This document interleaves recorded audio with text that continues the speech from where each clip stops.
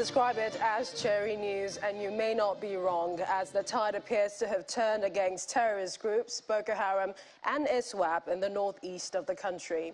They now seem to have been caught on their back foot, as hundreds of them are reported to have fled the Sambisa forest area in Borno State to escape the air bombardments and ground operations by the military.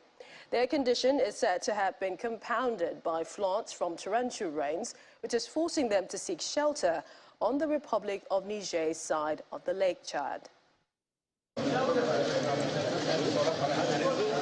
Boko Haram insurgents have terrorized northeastern Nigeria for 13 years now, sometimes extending their attacks to other parts of the country.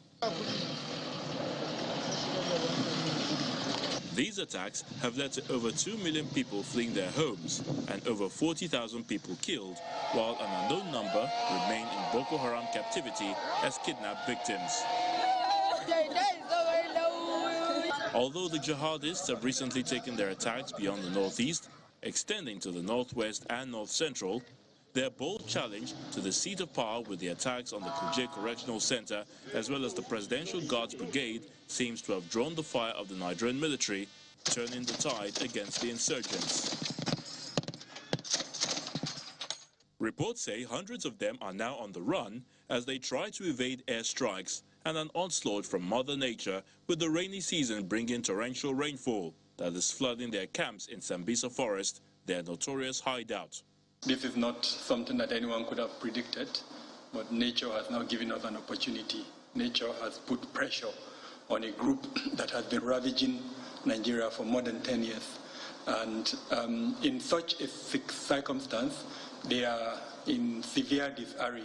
According to the AFP, the terrorists were seen traveling in a convoy of over 50 trucks through areas including Mafa Forest and between Gajiram and Gasarawa to reach the borders with Niger Republic and the Niger axis of the Lake Chad Basin, where they are said to have camps. Analysts say this may provide the military an opportunity to rout these enemies of state.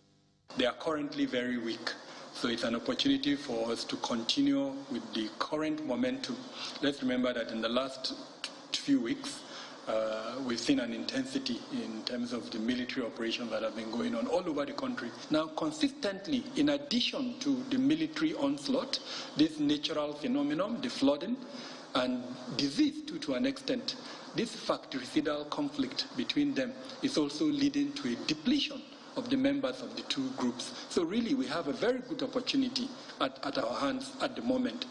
Indeed, if the security forces of both Nigeria and Niger Republic joined by the multinational joint task force, the noose may be tightened on the terrorists as they seem now to be caught between a rock and a hard place.